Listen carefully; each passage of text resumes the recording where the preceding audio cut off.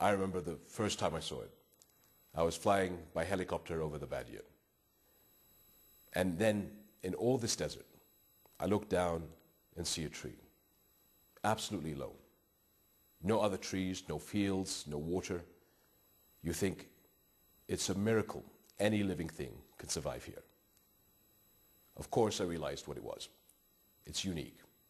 The blessed tree once sheltered the Prophet Muhammad, peace and blessings be upon him.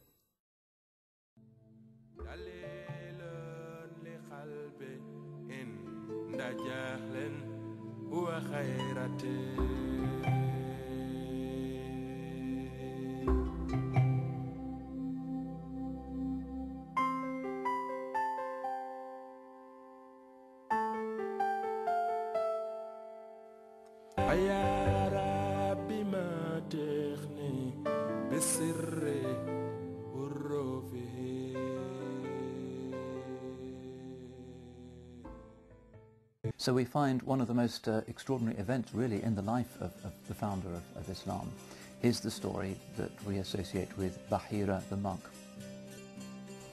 فبحيرة الراهب مكث سنوات طويلة في هذا الدير يعبد الله عز وجل ويتوجه إليه، ولما نظر من نافذة ديره لاحظ القافلة التي أقبلت من جهة الحجاز، وقد برحت القافلة بجمالها وما فيها ومن فيها حوالي هذه الشجرة.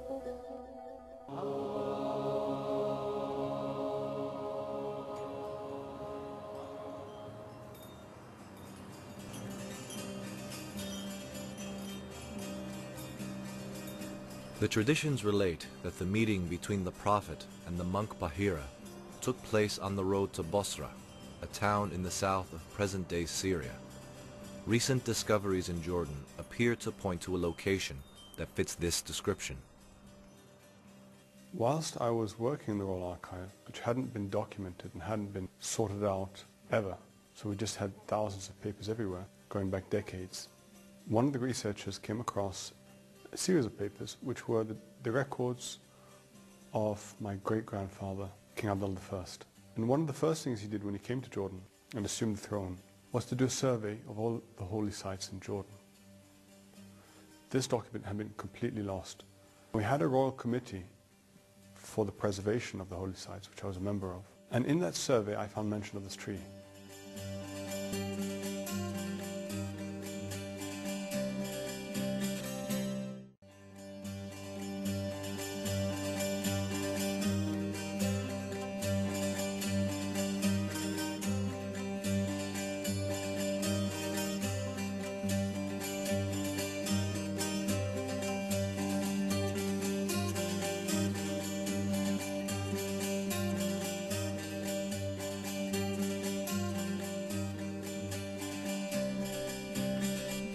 Out in the middle of an empty and inhospitable desert, this lone tree stands.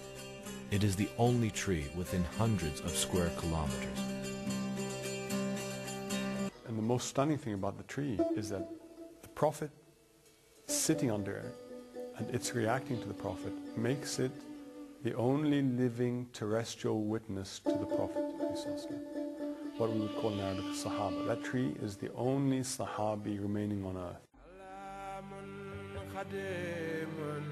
لا يمال سماء